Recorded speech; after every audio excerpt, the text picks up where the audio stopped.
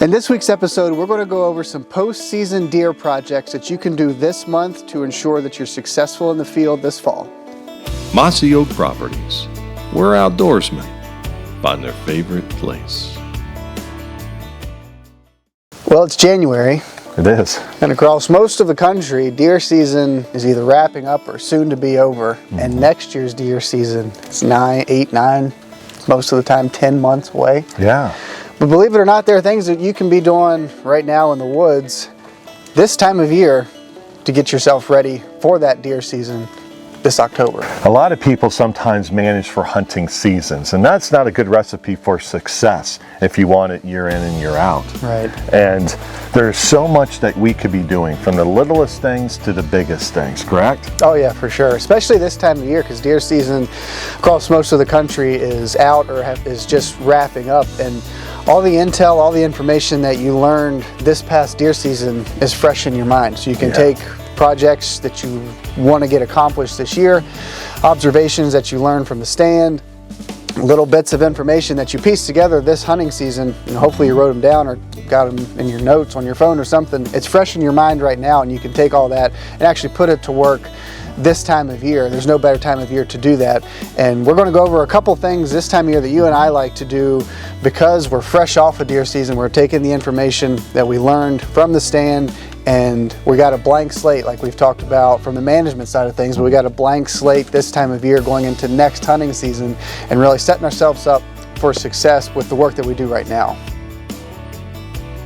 A very good management strategy, you know, we kind of do it all year long, or let me rephrase that. We kind of do it 3/4 of the time out there, you know, in pursuit of whitetail deer. It's inventorying our whitetail deer herd.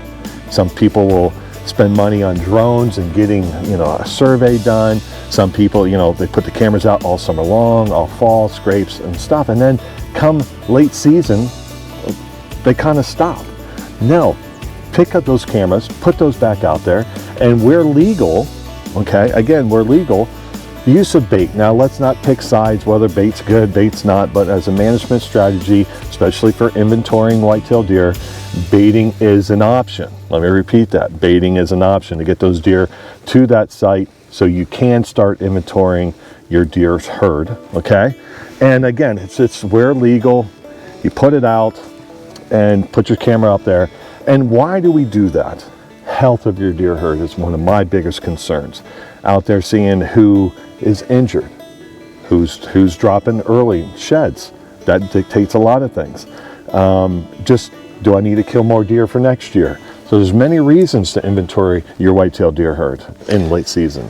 Yeah, I really look forward to doing it back home. And in Virginia, we're in Ohio now where it's legal to do it year round. And I really like Virginia back home because we can't bait during the season, but as soon as it goes out leading up until the month before season comes in, we can bait. And I really look forward to putting out corn after the season to see, like Eric mentioned, there's so much that we can learn. We can learn the health of our deer herd. If bucks are dropping antlers first week in January, that leads you to believe that that animal is stressed and maybe we need to shoot more does, maybe we need to provide more food, or both.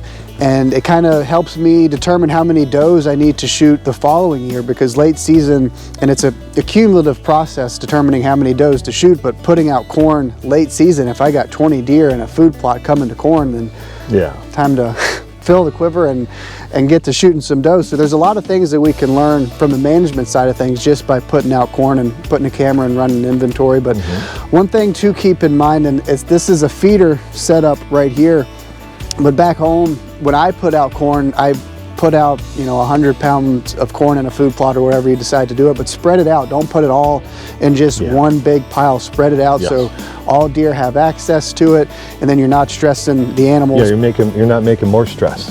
Exactly. Yeah, you're not stressing out the animal even more. And Cody makes a good point. You know, we're legal. You know, there's this feeder way right here, or you can put it on the ground and definitely spread it out. Get that 5-gallon bucket of corn and you throw it as far as you can. That way you want to take pictures, and you will eventually get pictures of it, but you don't want to make a more stressful situation. But what do you do when you can't bait?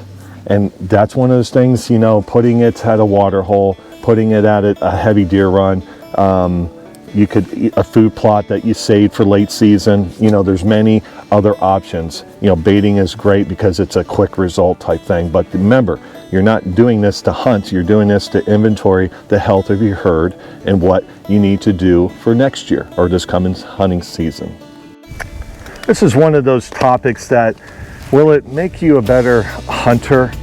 Maybe, maybe not. Will it make you, you know, more apt to see the 160-inch whitetail? Maybe, maybe not. But it is a strategy that, I tell you what, I can get real lazy real quick sometimes, especially at my older age, of not taking care of my equipment. And this equipment is so vital for it to be in top order. That way my wife is not missing a husband or whatever. But when the season's over, again, it's not priority number one. It's on the list, but it might be toward the end. Is take care of your equipment. This stuff costs so much money. The ladder sticks, the lifelines, the tree stand itself, whether it's a lock-on type thing or whatever, or a ladder stand. Take care of your equipment. That way, the longevity of it. Again, this stuff is not cheap, and each year it gets hot, you know, more and more expensive. And all of us, we're not getting any younger. So sometimes taking care of that stuff, because you know what, you climb up there, you leave it up, which a lot of times I tend to do. Not going to be a hypocrite, but you know, you climb up there come late season, August, you'll see all the social media posts, getting tree stands up. You know what, when you're climbing up there, when you didn't maintenance it after season, you don't know if a squirrel chewed on that ratchet strap. You don't know any of it. Yeah, you have a lifeline, but still, that's going to hurt. You know, so again, taking care, take the time, late winter months and stuff, get your buddies, get some friends, get your family out, go shed hunting, do the whole 9 yards, and just take your stuff down. That way, come August, you can post. I'm putting my stuff up. Yeah, it's really well said. And in addition to kind of tree stand maintenance, and the safety aspect of it is number one, I always take mine down right after season, put it in the barn, you know, so squirrels aren't chewing on the straps aren't out in the weather. If you have to leave them out all year, which is fine, just check them throughout the summer, and obviously definitely check them. Not by yourself either. Yeah, before you climb up again for the fall. But one thing that I like to do while I'm taking them down is, you know, we spend literal hours in these things during the fall hunting deer. You know, kind of, if you may need to fine tune them a little bit. I know there's a lot of times I'll be in the stand and I've got a shooting lane, but there's a little branch or something in the way. It's like, yeah, I hope he doesn't stop there. Yeah. So I'll make notes in my phone to, you know, trim out shooting lane at X stand or whatever. And then this time of year, it's great to do it because, you know, you can get in, you can see clearly what needs to be cut. And yeah, just further fine tuning your stands, because where we're hunting changes. Trees grow, branches fall, things get in the way. So just, yeah, fine tune your stands further this time of year. That way, come fall, you're ahead of the game, don't have to make any changes, and you're ready to rock and roll. Yeah, one thing you mentioned a very good, we're hearing turkeys in the background, but one thing you said is that we spend a lot of time in these tree stands. You know, we run out of ideas or things to think about. But how about, I know myself when I'm sitting in these tree stands, how about my mind goes rampant on, hey, I need to cut this tree, like Cody said, but in the sense of the management, I need to open up sections there. Hey, how about we put a food plot there? How about, now that you have the time, go out there and ground check all that stuff that you were sitting up in the tree stand thinking and imagining what could be to make that spot even better. So on top of, you know, centering the stand a little bit or cutting some shooting lanes, how about go ground check the things that you were thinking about that could make that site even better?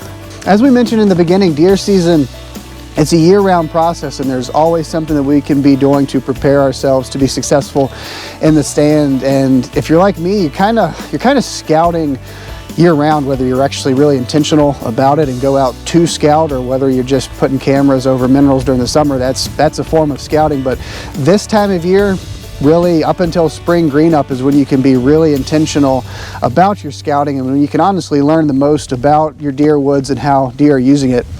I'm standing right beside a scrape right now, and why I like to scout this time of year is because we're fresh off of deer season.